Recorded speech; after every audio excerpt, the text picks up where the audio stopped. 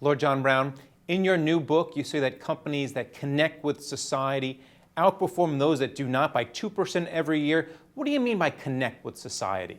Connect is about engaging with society on society's terms, not just on your terms.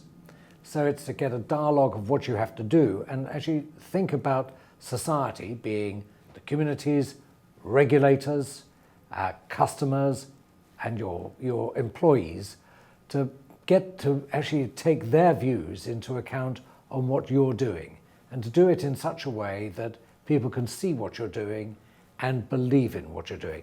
This is the idea behind radical engagement, which is part of Connect. Can you offer an example of a company that's connecting very well right now? There are a lot of interesting companies in Silicon Valley. For example, Salesforce.com is doing a terrific job.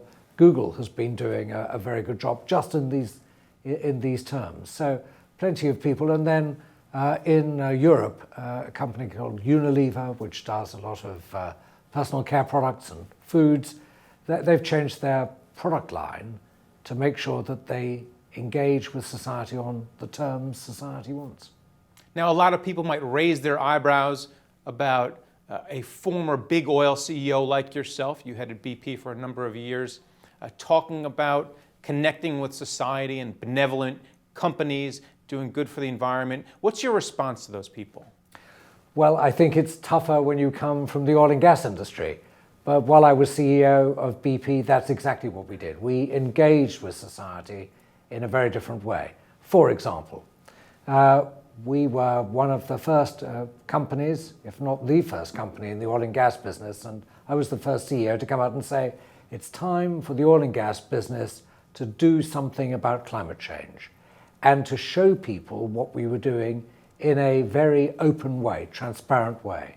Secondly, we were involved with developing oil and gas fields in some very difficult areas where countries where human rights record was bad, people didn't trust anybody. So I set up a system where we had set up an independent commission to report on what we did. This independent commission was funded separately. It was run by Senator George Mitchell. This was in Papua in Indonesia. And the interesting thing about it is it reported on what the company did without first checking with the company. It's a way of radically engaging and of building trust through independence.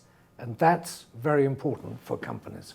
Now, while writing Connect, you spoke with dozens of CEOs, among them Lord Browne over at Goldman Sachs. Now, Goldman Sachs has spent a lot of money trying to rehabilitate their image since the financial crisis. Is it all about promotion, taking ads, doing charity work? Is that a real way of connecting, or is that just papering over it with money? That's a light wash, a light spray. That's nothing to do with it. In the end, it's about what the CEO does to express the purpose of the firm, and to connect that with everything that they do. So it's about how you deal with communities for the purpose of the firm. It's how you are clearer with people when they buy a financial product about what the downside is as well as the upside. It's all about connecting to the key themes of the business. It's not about doing one more thing to give $200 to a little league team. It's not that. That's nice to do as well. All right. And then finally, on the presidential campaign trail, we've heard a lot of the candidates bash industries like the pharmaceutical industry, like Wall Street, like fracking. So can you talk about the relationship or how we can improve the connection between government and industry? So it's very important that industry first thinks of regulators as their colleagues. They're part of society. They're not people to be resisted, but they're people to be worked with in a transparent way to get better regulation, which means you get more trust in what you do. But politicians need to be very careful about bashing industries. We saw this with the banks after the global financial crisis, and it really damaged the way in which the economy thought about itself, how it was recovering. In my book, I start the book actually 100 years before the Common Era, 100 years BC, in China, where there was a great debate about whether merchants, business, was good or bad. And both sides of the debate agreed with each other the merchants were bad. They were so bad, they would put them at the bottom of society. And they were bad because they cut down forests, displaced people from their homes, and made lots of money by smelting minerals and pocketing all the money. So they were really cast out of society, and that damaged the economy. After all, business is the great motor to improve the human condition.